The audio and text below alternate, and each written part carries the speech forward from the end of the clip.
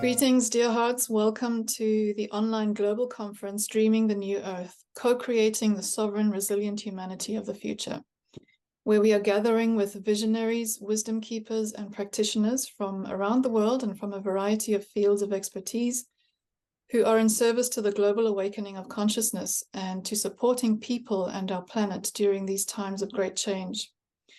During this time together, we will tune into the potent wisdom and experiences they will be offering, which will serve as guidance for us to ground our personal and our collective vision of the new earth.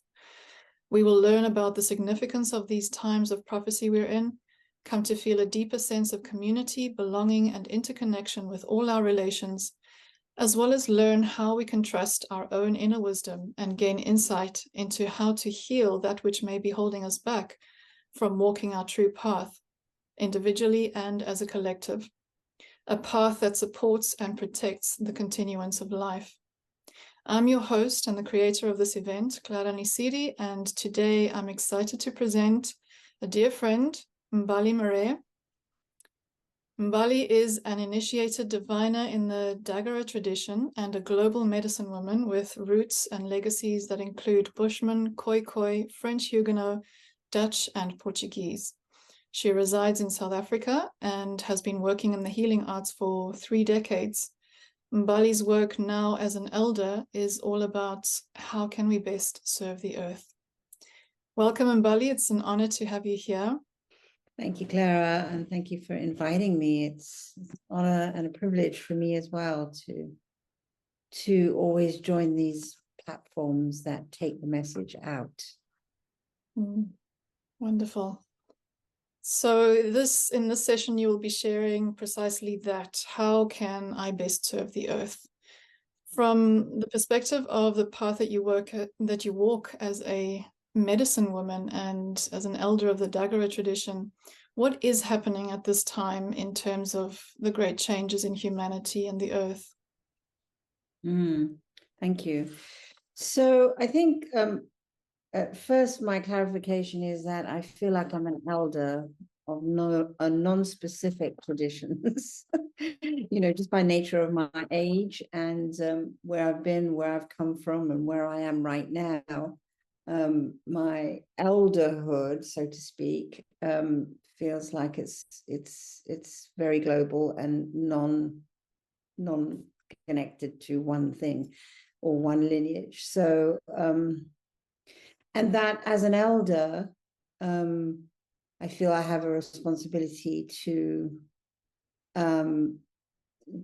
pay more attention and awareness to how I can best serve the earth in this latter part of my life. So the first piece of it that has been, I would say, coming through more clearly, loudly, if you like, has been to listen, and to listen to the elements, to listen to the earth in particular. And that came through as more of a sort of reality when George Floyd died. I think it was 2-3 years ago now, and he called Mama and said, "I can't breathe." And something very, very deep changed for me, but it also, I believe, changed on a very global level, because I don't know if you remember, but all the mothers came out, all the women came out to protest. And that message felt like a direct call to all of us to listen to the mother and to the great mother, and for all mothers, all the elemental mothers, all the mothers to pay attention to what it is that's going on, and how we couldn't ourselves at that time. There were a lot of people who couldn't breathe because of the pandemic. So listening for me is not only how I work with respecting the earth and all the elements. And when I say earth, I am talking about all the elements. And how do I work with integrity when I listen or I hear what is being called for. So how we best serve the earth, I think the first thing for me is, how do we listen best to the earth and understand on some level that it is actually the biggest service we can do to the earth at this time and at all times is, what are we doing to heal our own earth? If we are earth, then how are we healing our own earth? And earth being part of earth being about belonging, identity, nourishing, nurturing, self-awareness, peace, reconciliation, community, connectedness, rootedness, and a value system really that is so important. The only value system that is valuable at the moment is, am I worthy? That's the first thing. So the earth doesn't need saving. We do. And when we work directly to listen to what the earth is calling upon, then I think we can better serve ourselves. And when I say that, I'm not meaning in a completely self-centered, narcissistic way. I'm talking, how do I take care of myself? How do I nourish and nurture myself? How do I return myself to understanding that I am worthy, that I do belong here, and that nobody said I didn't. The earth never said I didn't. And that we belong everywhere. So it's interesting, this morning I had an email from someone who had this big dream about the earth this morning. And in the dream, for me, it's reflected about how do we reconnect. So the next message from the earth for me is, when I listen, is how can we return and reconnect back to that earth, knowing that we belong everywhere, and how we can heal those parts of ourselves where we don't feel that we belong, or we have an identity, or we don't feel nourished or nurtured, or we don't feel that we have a home. So reconnecting to the earth in some ways is a healing channel. It's a healing pathway to the many who feel they don't belong, to the many who feel they don't have an identity, or to the many who are homeless, who are spiritually homeless, because the earth is saying, the fact that you were born is validation enough. You don't need external validation. And in knowing that, we can carve a path forward in reconnecting to the earth and understanding the values that the earth gives us. The earth is going to be here a lot longer, many, many, many decades after we've long gone, and we will return to that place. But in between, we're earth walkers, so yeah, we are earth walkers now. And as earth walkers, we do hold a responsibility to being stewards of protecting, I would say, rather than saving the earth, And if we teach, I also hear from the earth how to best serve is to, how do we leave a legacy that is worthy of our existence at this moment in time? We're not here randomly. We're here for a reason, for a purpose, in our bones, inscribed in our bones. It came long before we were born. And so how do we do that? How do we leave that legacy? And then what is that legacy that we leave the next 7 generations? We leave our children. And what has come is, maybe we should teach our children to love the earth before teaching them to save it. for now, that's, so, you know, there are lots of practices, and yeah, there are. But the most important thing, we can do all of this stuff, but if we're not listening to what the earth wants, and I think this is a really important piece of where we are right now, is not assuming that we know best. And also not assuming that we are all there is, you know. So the elementals speak loud, and when they're not, we are not in alignment, they will reflect our own inner journey.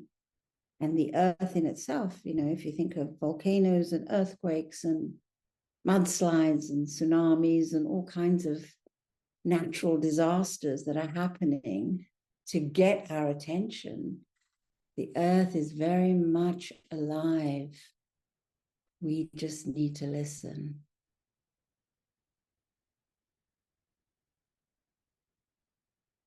I love what you've said around the legacy, leaving a legacy that is worthy of our existence here and now. I think that's such a powerful thing you just said, because we're not here randomly. That's absolutely true.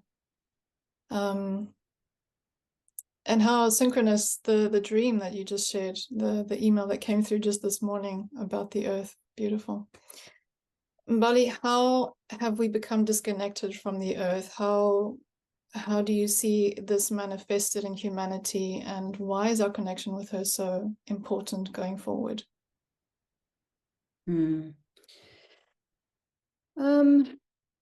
know, I think when we say we always start with the earth never said you don't belong. People did, right? The earth never said we don't belong. So if we go back to the earth being here long before us, and then we came along, and all that came along with it, why are we so disconnected? Such a deep question, such a deep inquiry, which I have spoken about in regards to nature also being the earth. But you know, who knows? It could have started with Adam and Eve. It could have started when he plucked the apple from the tree rather than leaving the apple as the fruit for the next generations. Could have started there. It could have started when our traumas and our issues and all that has happened to us created a enormous separation and diversion between us and the earth, when we were told we don't belong, or we had land removed, or the traumas of abuse, or the traumas of violence to women, or the traumas of violence to animals. The first person who hunted without awareness for gain, for consumption, and then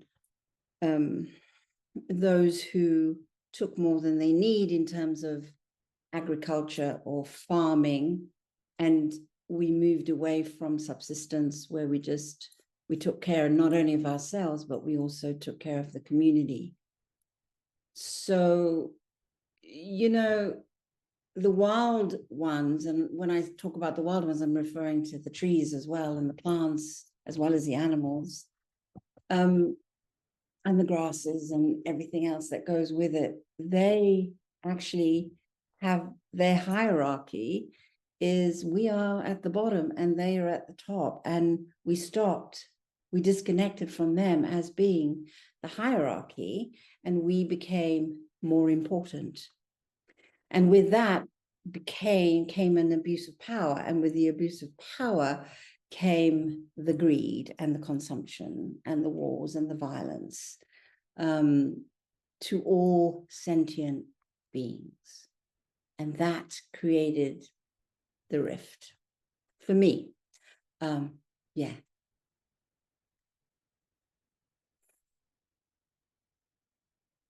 The people you've worked with and guided over many years on this path, what have you found to be the most significant challenges that they faced in their lives? Is there a common thread? What does that look like? It's belonging and worthiness.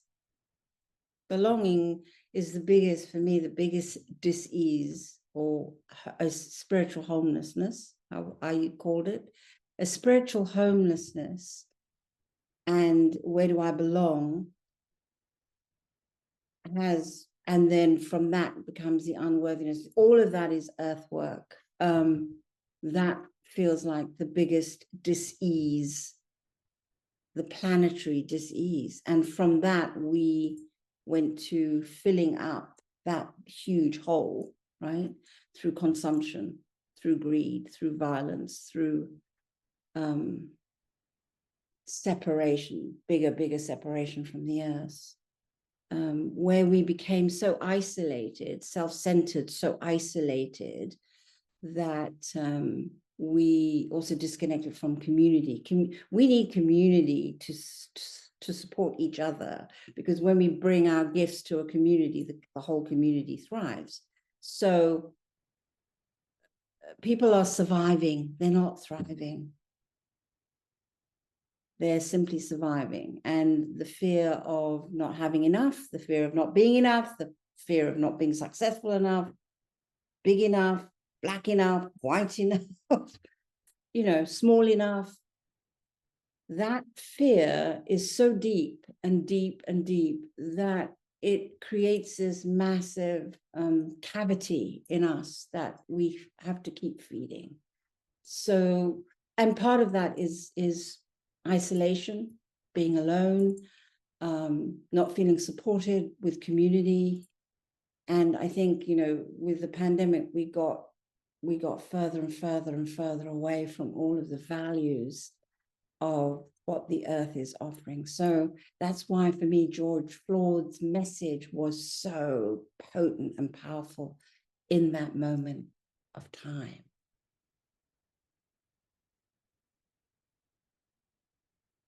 So yeah, I am not enough, and belonging, where do I belong? It seems to be the biggest planetary dis-ease at this time.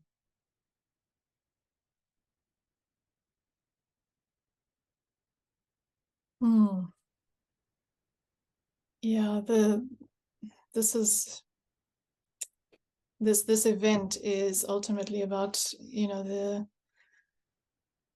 what the new earth is about, manifesting the earth's dreaming of reconnection with her. This is what you've been talking about. And we're all feeling this massive pull of, come back to wholeness with her as part of one great organism. And I love the way you're explaining how listening is such an important part of this.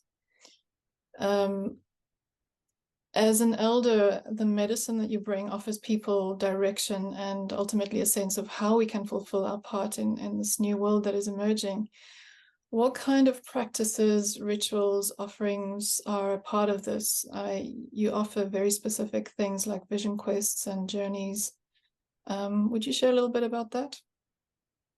Sure. I'm a diviner, and I would say that I would always probably start with divination for me, which is a beautiful system that looks into our issues with a set of symbols that are gathered from the wild. And I'm a seer, so I also need that gift as well. And what we're doing is the issue is presented, and then I will look into it and look back to look forward. So I do go into, depending on what's in front of me, but I do go into the ancestral wounding and the wounding in the legacies that have come before us, because we carry all of that. We do carry all of that. And it's really important to recognize and acknowledge that sometimes an issue will raise itself in our present moment, present life, and it may not be ours, but it may be ours in this moment in time. It's something that we can work with to bring healing to ourselves, but also what we say is when we heal ourselves here, we're also healing the other world. So whatever happened that was unfinished business, maybe with our ancestors, with our legacies, we have an opportunity, if that was not completed before they left, to do the work here, to clean it up. Clean it up is the right word. There's no other word for it, really, to clean it up so that we can immobilize ourselves. We don't get stuck. Our path is clearer. You know, we're going to get challenges. That's life. We're going to suffer, and then we don't suffer. It's like, that's it. And so what are we looking at? Is it, you know, how we're dealing with something in the present moment, or is it something that we are carrying from our ancestral legacies that needs healing and cleaning up? So working with the ancestors is very important in my work. The vision quest that you mentioned, yes, another way of returning back to the earth. And who was it who said, Maya Angelou said, you know, talked about at least one day where we are not burdening ourselves with other people's stuff. At least one day where we can just simply go to the earth and be with the earth. Well, my vision quests are 2 or 3 days, and that's it. It's a time for visioning there. It's a time for dreaming. It's a time for reconnecting. It's a time for healing. And it's also a time for reimagining our relationship to our world, you know?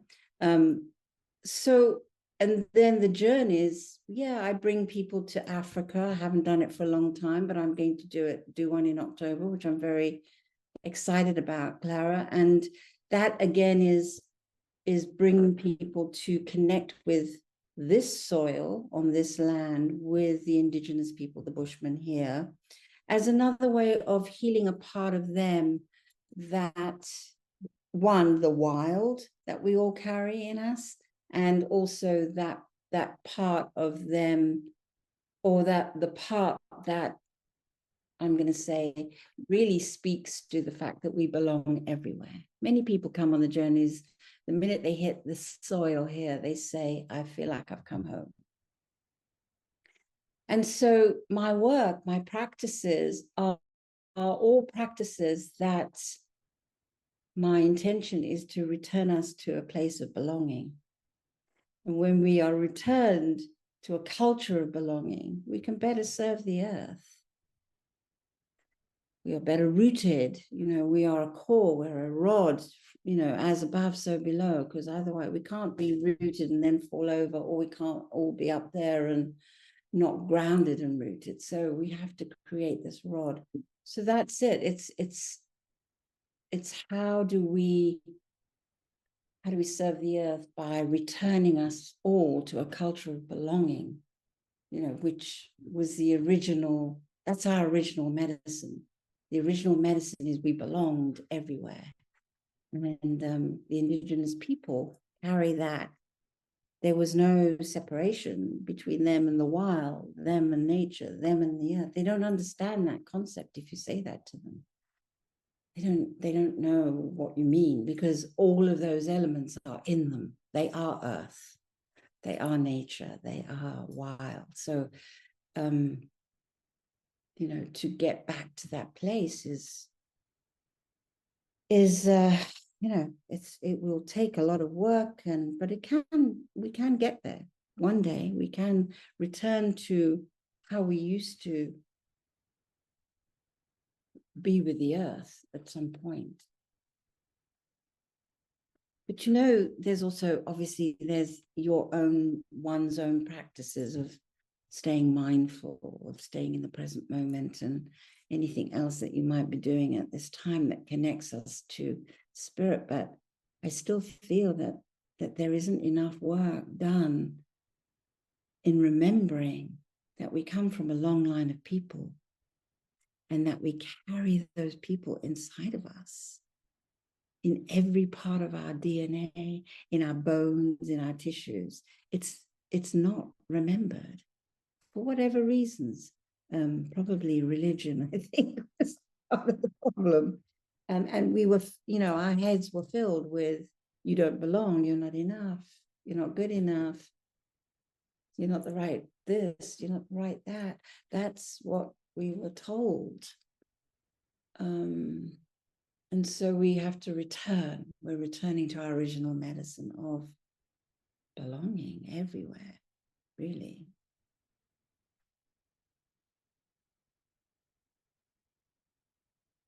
Beautiful. Where do you feel, Mbali, that we are on our on our journey as a collective? If we were to look at, the history of humanity as if it were a life cycle of a human, it feels like we're going through one major initiation in these times. So could you speak a little about that? Where are we at, and what is coming next from your perspective? It's a fantastic question, but it's not a question that I live into, I have to say. Or even an answer. I mean, I don't really feel worthy enough to answer that. When I talk about being worthy in that way, I just feel that it's still unfolding. We are still on the journey. So I don't know. I'm here, I'm not there yet. So who knows, I think that I don't think we listen enough.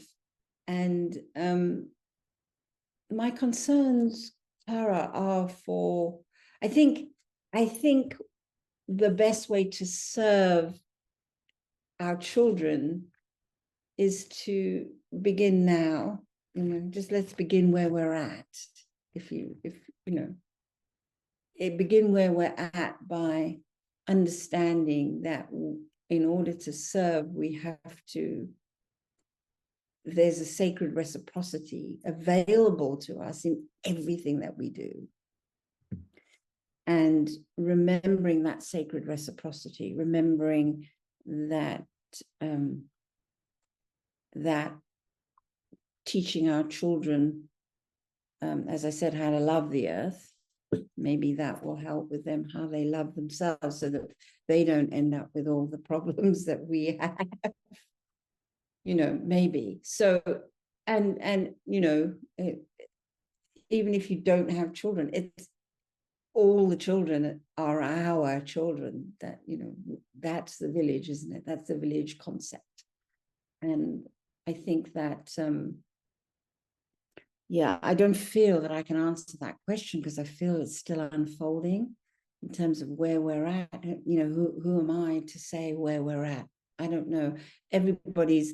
What I say is we are in relationship with ourselves whilst being in relationship with the world, with the family, and then with the community, and then with the world. And so the interconnectedness, I think we still have a long way to go. And, it's just Gandhi, change just one step at a time. And one person can make a difference. And that's it. I feel that we tend to get lost in the spiritual psychobabble.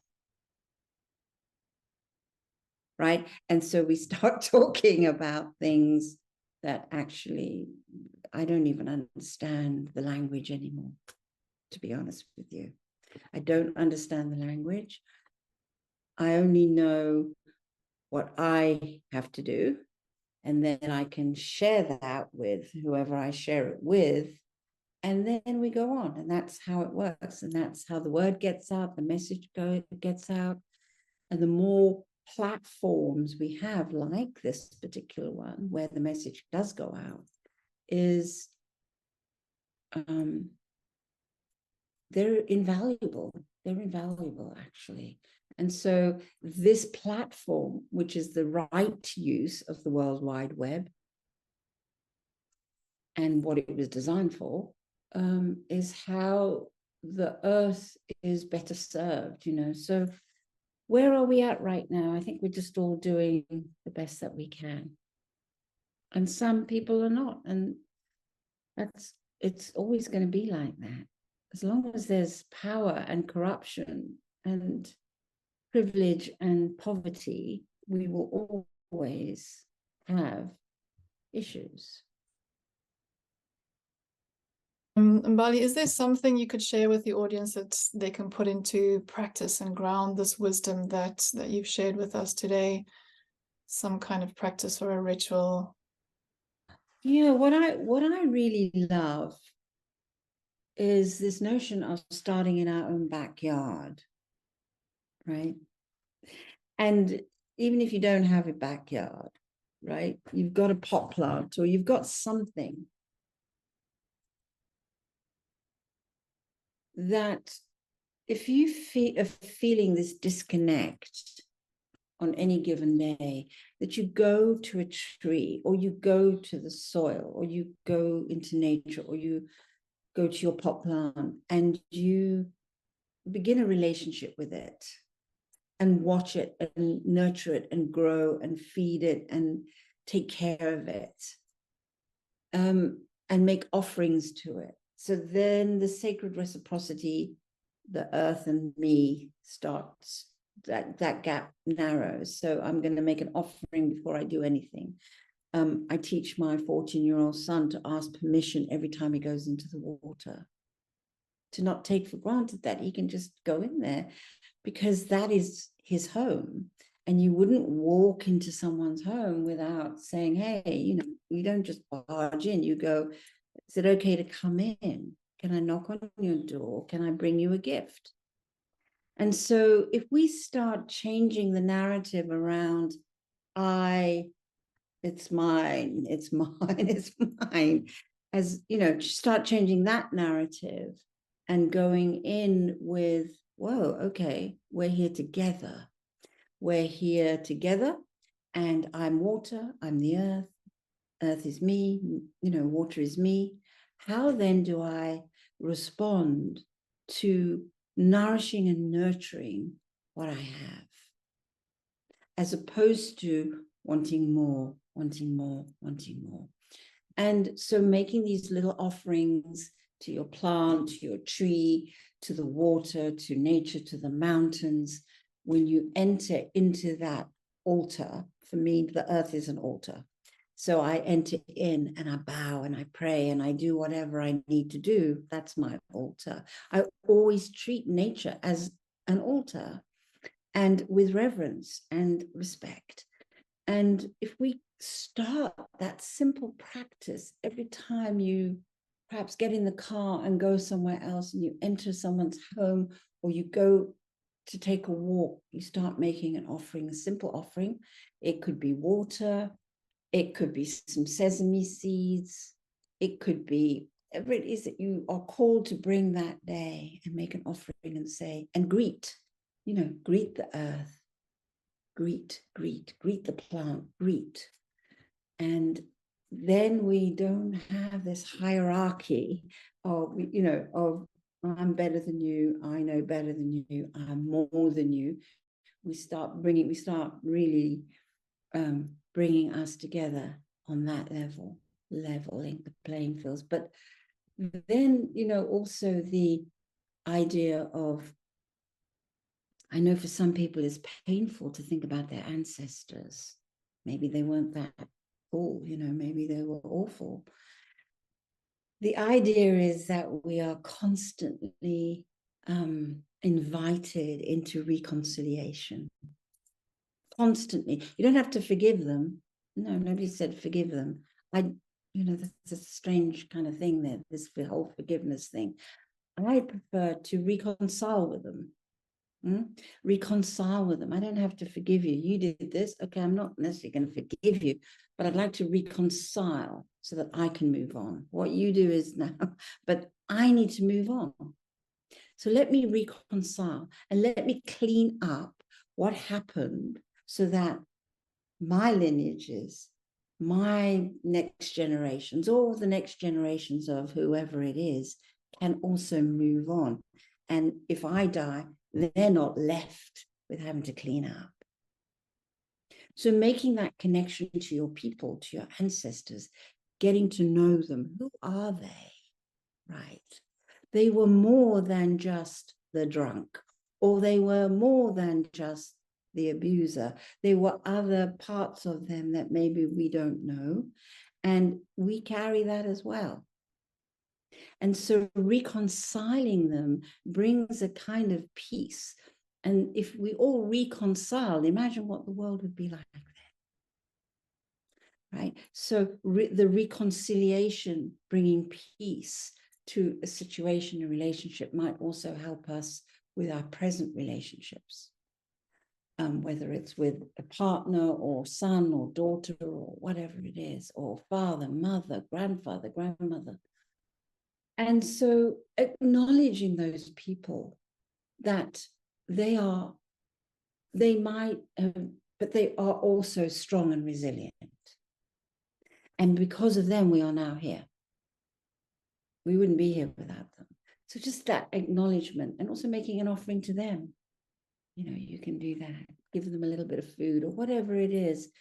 And you'll start to feel, I think you'll start to feel that the gap is going to get smaller and smaller because who we are, Clara, and the legacies we carry are our bigger earth story.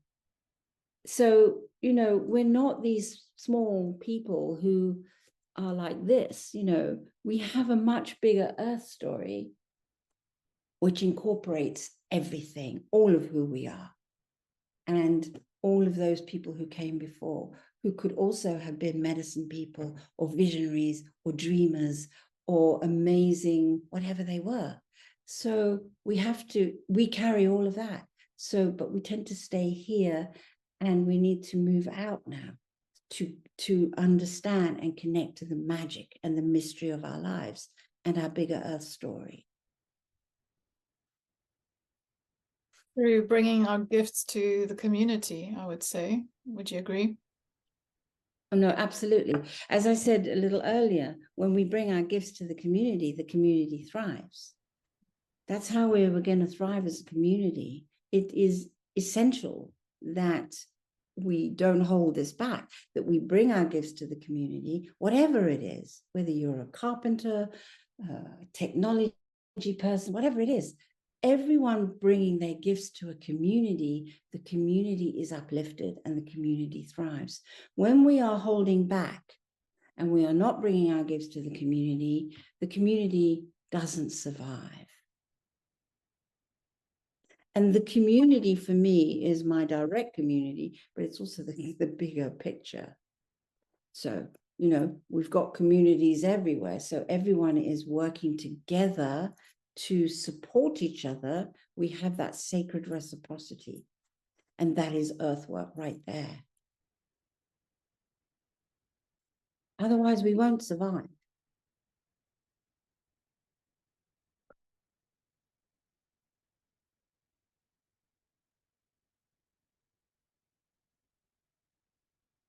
Mbali, as we wrap up our time together, do you have a personal wish for these times and what is emerging from this? A prayer? So my prayer is that I think my prayer is really the understanding that we are not all there is. That we won't survive if we think we are all there is. And my prayer or my wish would be that we really understand that we have a bigger earth story, that we came here to live. So we came to live this bigger earth story. And of course, as humans, we have all the other stuff that goes on, the traumas and the issues and the violence, and we have all of that. And if we remember and continue to remember, yes, that too, but also remember, we came here to live a bigger earth story than what is being presented. And that all that is being presented to us, all the challenges, whatever they are, big or small, all the traumas, all the issues, are absolutely a part of who we are. And we can't go from zero to the light. And we can't. So we're striving for the light, but we're not willing to do the work in the middle. And the work in the middle is going to the underbelly, is going to the darkness, is going into the belly of the beast. Because life also presents us the belly of the beast to work through. And when we are swimming in the shallow waters of our life, we avoid going deep. And when we avoid going deep, we stay in the what I call the psycho-spiritual bubble, and really nothing gets done. So my wish is that we really understand that all of who we are is okay, including the dark and the light, and to move through it, work through it, so that we can, I don't talk about the light, I speak about being in alignment with everything around us.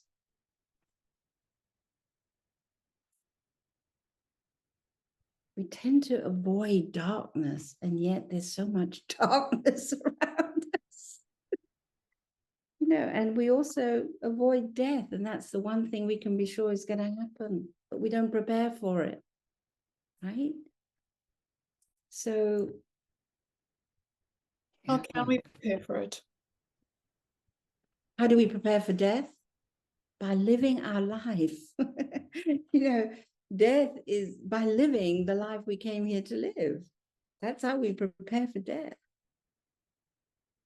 When we are fully living it, you know, I can share another piece without mentioning any names. A friend of mine also heard this morning. It's been quite a morning. You know, she's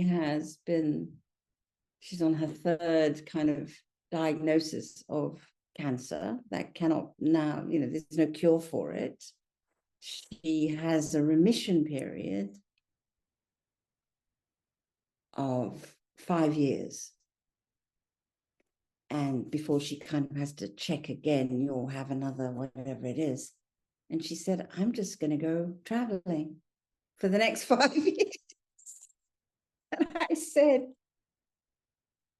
yes, of course, why not? That's what I would do. So, you know, she went, oh, no, hang on a minute. I need to live again. I need to go carry on living here. And just remember that we came here for a purpose. It's our fire, it's our water, it's our earth, it's our mineral, it's our nature. We came here for a purpose and to live our life fully. Then when we live our life fully, we can get as prepared as we possibly can to understand that death is part of life, not the other way around.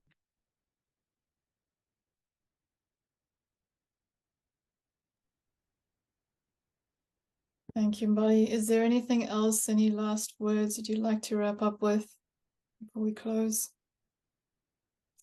No, Clara, just to say thank you to you again for providing the platform and for inviting me to do this. And to, you know, just keep listening, because the messages are coming fast and furious and they're coming clearer, and we don't want to hear them, you know, or we don't want to see them. And we can't continue to avoid them or not listen anymore. It's a time of you know, activism, taking action, but not in the ways that we used to do it. The activism, George Floyd asked for us to listen to the mother, you know, so that we can all breathe again. Beautiful last words. Thank you so much, Mbali. It's been so good to talk with you today. Thank you for sharing with the world the powerful work that you do, your message. And before we go, I just wanted to mention your YouTube channel, which we'll have a link to below on this page for the audience to connect with you. Would you like to tell us a bit about what you share on your YouTube channel? Yeah. Well, I'm sharing current interviews. So when this is released, this will go on my YouTube channel. So Clara, my teacher, Malidoma, one of my teachers, Malidoma, as you know, passed 2021, I believe it was. And so I was called, I felt the calling was to speak more on the elements. And so that we have a context, we have this foundation, we have a context. That's how the YouTube channel actually began, is that I started doing 5-minute introductions, 5 to 10-minute introductions into the elements. Beautiful, all channeled from the elements themselves. And that's what came through. So if you want to hear more, they are sort of vignettes into the elements. And then, if you wanted to contact me for a divination or whatever it is, I think you're going to put my email right Your there email as well. there and the YouTube link for sure. Yeah, so that's how it started, and it's been deeply beautiful work. And also Braided Wisdom is another organization that I've been working with, where I've gone deeper into the elements. I've just finished a 5-part series for them, and that's also available. So the elements are calling for sure for us to listen, and I listened to that call, and I answered that call to really go deeper into the elements, the elementals and the elements. Mbali, it's been an honor to have you with us. Thank you again. And to all those who have tuned in to this segment today, thank you so much for your time and presence, and see you at the next segment. Have a wonderful day. Yeah. Thank you, Clara. And thank you, everybody, for showing up and choosing to be present. Thank you. Thanks, Clara. Bye-bye. Thank you.